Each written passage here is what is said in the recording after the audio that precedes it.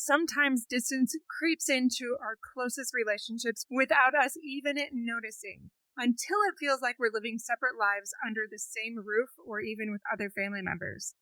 In part 1 of today's episode, we explore what family estrangement really looks like, why it happens, and how healing can begin, starting with yourself.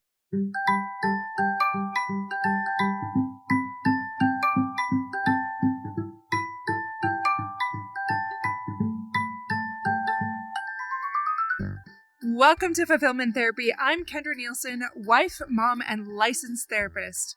Do you ever feel like you're doing everything right, but you're still exhausted and empty? Did you think life, marriage, and parenting would be simpler and more rewarding? Sometimes you just want to crawl back into bed and lose yourself in screen time and chocolate, rather than face that personal or family stress. You are not alone. This podcast helps you break free of the rat race and build a richer, more meaningful life, flourishing incrementally and realistically, improving your mental health and wellness, and living with deeper purpose beyond the mundane, no matter where you are in life's journey.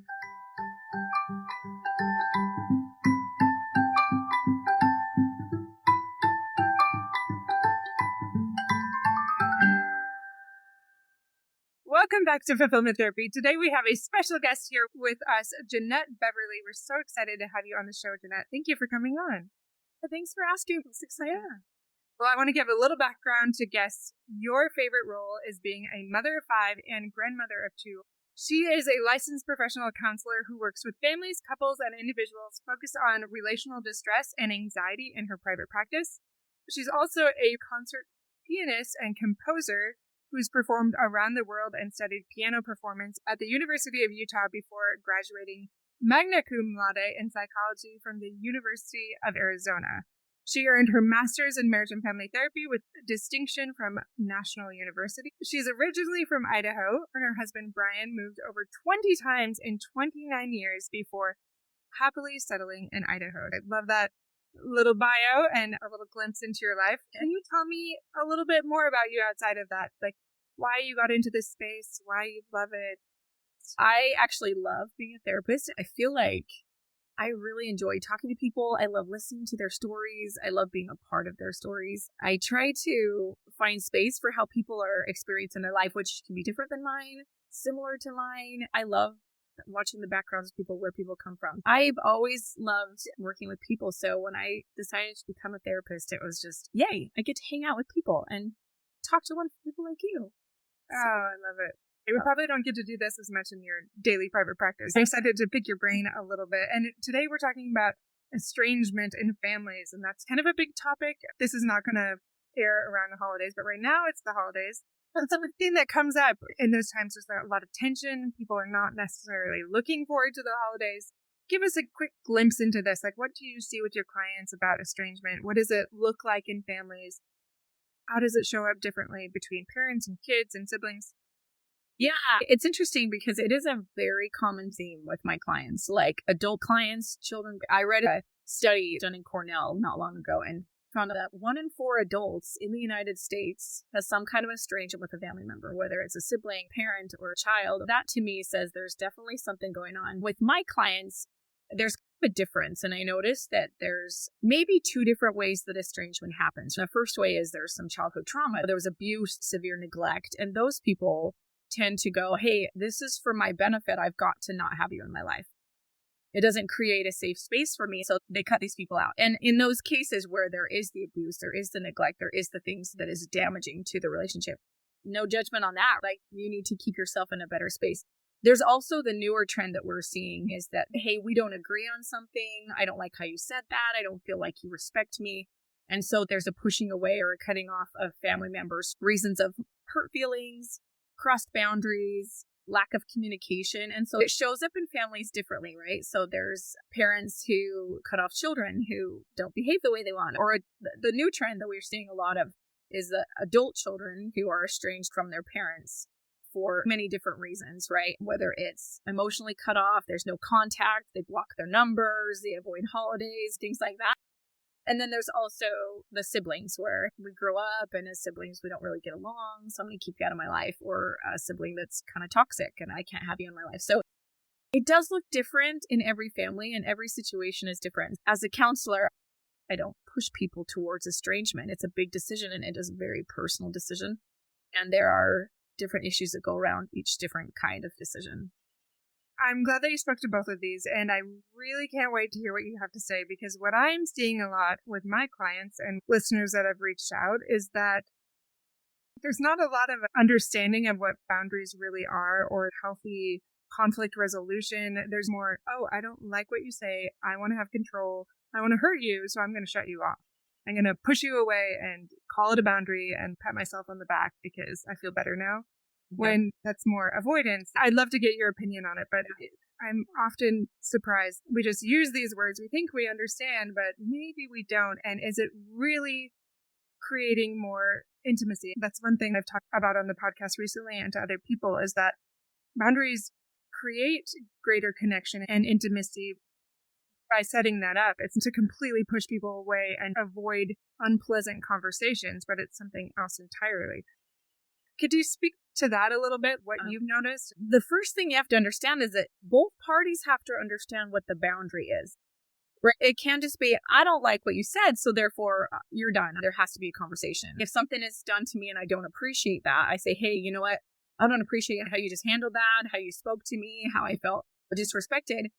Please do not cross that. Again, for me, that's a boundary. That hurt me. That affected me. But what we're seeing is that the boundaries are not clear. A boundary, both parties know what this is, and they can say, hey, this is what I don't want. Okay, I understand.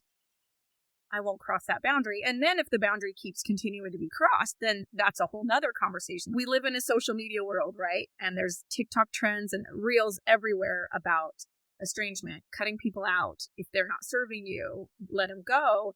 The problem is we're listening to influencers, comedians who are going, yeah, that just made me the best, happiest person in the world when I cut my person out because they crossed a boundary for me. Well, we're throwing around a lot of buzzwords and words you need to understand. A boundary is not an opinion. It's not, hey, this is my opinion. Either agree with me. A boundary is, hey, I'm going to talk to you about it. And once that boundary is set, you understand it. I understand it. We both know, hey, this is important to me. Please don't cross this boundary. Then it's a boundary. It's something that we both understand, right? That I think is a tricky one because the word boundary gets thrown around a lot, and a healthy boundary is important, right? Yes. Especially when adult kids get married and now they're husband and wife and the parents want to get involved with the husband and wife and their kids. Okay, well, there needs to be, hey, we're the parents, we're going to parent this way. So this is how we need to do it. Our expectation is that you respect that, but you have to have a conversation if there's something that is done that you don't understand or you don't appreciate. First, you conversate about it. And then you create a boundary about it, right? Like, hey, if you're going to spank my children, we don't spank our children, so you cannot spank my child. That's my boundary. And if you cross that, there's going to be consequences. But first it's a conversation, and then it can be a boundary. Does that make sense? Oh, absolutely. And I want to share a personal example. I actually can't remember if I've shared this on the podcast before, but this has been on my mind. The more people are talking about boundaries and not understanding, because of a personal experience, there was somebody that we had reached out to, my husband and I, very lovingly. I can speak with total confidence that we did extended a lot of invitations. We were very kind to these people. And they were reciprocating. They liked it. They would come. It was just like they were new to the area, so we're really trying to make them feel welcome and connected. My husband and I, both being therapists, we also are not your average Joe, maybe. We talk more about feelings. We just are maybe a different kind of breed of people a little bit more. That's okay. That's who we are. But not knowing these people very well and their background, we're maybe not like that. I still don't entirely know. But they never said a word. And then one day they got really unkind, really mean. They just said that it was triggering to them to be around us and they wanted us to respect their boundary and to not engage, talk to them, or reach out in any way. And so I just said, hey, I would love to apologize for my part in this. Like, I would love to take some ownership. I'm happy to have a conversation about this. I can respect what you're saying, whatever you need right now. But there was nothing. They wouldn't give me any information to work through whatever had been triggering to them. And we have reached out gently over a period of several months to respect them. Nothing. It's just very much like you're cut off, you're bad. All of this language is very destructive instead of being something that can connect. And so that's part of why I wanted to talk about this. Like, what do you do if somebody in your family responds in this way and refuses to even communicate what it is about? That's when it's really hard too, because you're right. Like, I'll talk to my clients. I can honestly tell you the majority of my clients experience this in some way or another. Mm-hmm. The hard part is now I can't apologize or understand. Not that we want to explain our side necessarily, because that doesn't often work. If there's no chance of reconciliation at all because that cutoff is there, then it's a whole nother thing, because then I'm asking people, hey, you're going to have to grieve this loss and it's going to hurt. I talk about this with both sides. I'll have families come in that are in that estrangement situation, and I need both of you to understand what this feels like. For them, this is a considerable loss. There's a loss there that I don't understand. I don't know how to fix it. You're not letting me fix it. We're not having conversations that can heal this. And so they're stuck, and we feel stuck. That's when it's this grieving process of, what do I do now? How do I fulfill my life in ways that are still going to be joyful? How do I mourn the loss of this relationship with someone that I love when they're not willing to come back to the table and talk about it? That is significant and difficult, because we're also going to turn inward and go, oh, it's my fault. I did something wrong. I must be horrible. Or we go, I'm so angry and I'm getting bitter, just unkind feelings. So they're both. Or both at the same time. Exactly. And then there comes like, I've got to learn how to heal from this. I've got to figure out, now comes the internal work. If you got people shoving you to the side saying, sorry, we're not even considering this, the only person you can work on is yourself, right? At that point, there's us going, hey, I'm not perfect. I'm aware that I'm not perfect. I recognize that I make mistakes. I say the wrong things sometimes, but I'm trying, right? And so then you're going to turn inward and go, what can I do to be the best person I can? How can I show up for other people? How can I show up for myself without this toxic blame that's kind of coming my direction? And that's hard. Like, I don't mean to say that that's an easy thing. I'll tell people, you're going to think about it and it's going to come up in your mind and you're going to want to obsess about it and you're going to want to take it apart and open it up and see how it's ticking, but you don't know the answer. So then it is okay, I'm going to have to let that go to the side. It's going to come up again and you're going to have to go, okay, I don't know how to fix this. I can't. So I'm going to have to let this go to the side. And it's kind of a remembering without letting it hurt. We'll always say that time heals all wounds. It does get easier, but it's always there. It's always a hurt. I miss these people. They don't let me in. I can't fix it. We have friends that cut us off. We have family members. We have siblings. And depending on the closeness of the relationship, the pain can be severe. There might be grandchildren involved where you're not allowed to see your grandchildren or your nieces or nephews. So then it just gets painful because we don't know how to fix it. So then there's several things, right? It's, okay, I'm going to have to focus on healing myself and feeling the loss and maybe even grieving what we hoped that relationship would be. A lot of experience of people being reconciled to estranged family members and friends. And those are beautiful situations when I bring couples and families together and they both talk about it.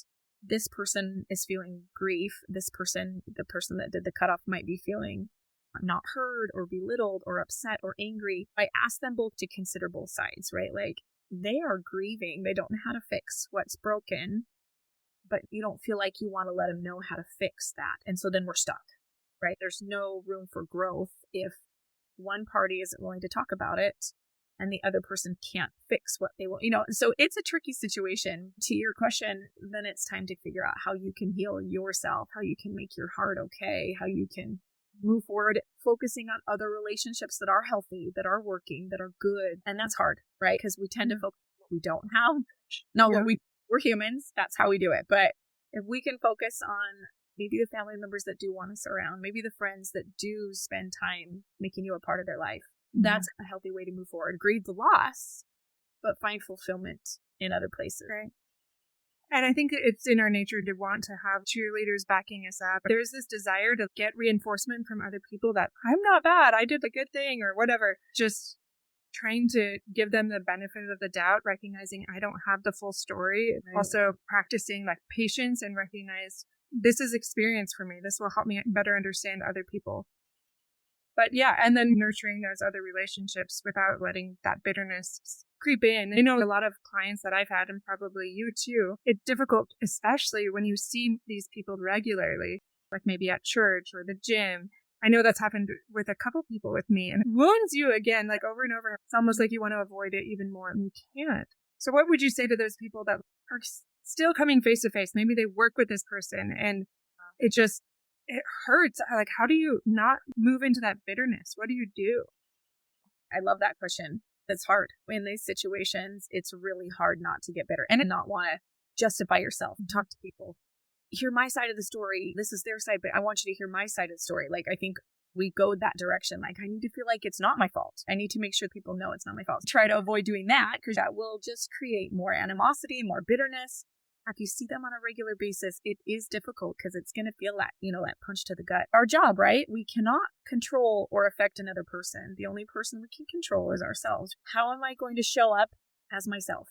Even though inside I'm probably going, oh, I hate this. I don't like feeling like this. I don't like seeing this person who's having fun with everybody else, but I'm not allowed to be a part of that. That's hard. And you're going to feel it and you're going to let yourself feel it.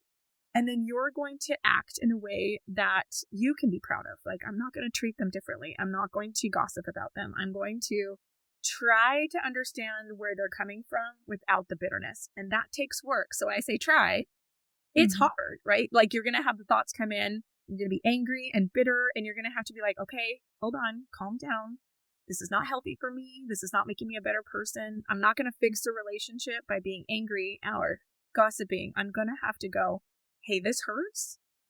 I'm going to feel that it hurts. Maybe even sit in it a little bit. Okay, yeah, this sucks. I'm going to see them today at the gym. I know they're there.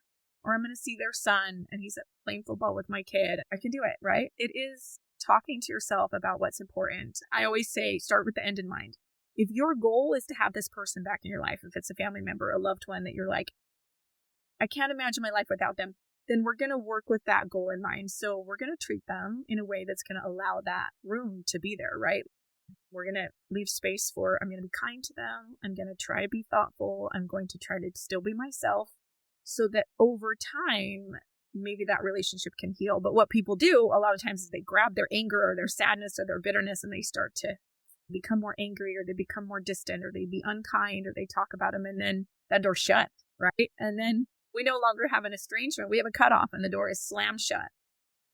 Estrangement, a lot of times the door's just a little open. Hey, I'm taking a break for a minute, but I hope we can get back to something better. I would say for the party who's been estranged is how can you make sure that you're living in such a way that door remains open? And it's not easy because if you see them on a regular basis, it's going to hurt every time. Thanks for joining us today for this meaningful conversation on rediscovering connection and peace in our families. If today's episode resonated, check out fulfillmenttherapy.org to learn more about our upcoming group coaching, our courses, and our weekly emails designed to help you build fulfillment in your home and within yourself. I'll see you right back here for part 2.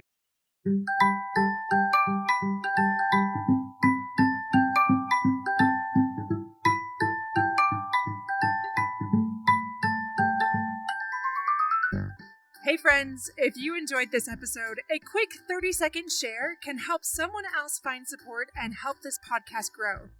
Leaving a review on Apple Podcasts boosts visibility and keeps the show alive. Your simple acts make a big difference. I'll see you back here each week for more life-changing episodes.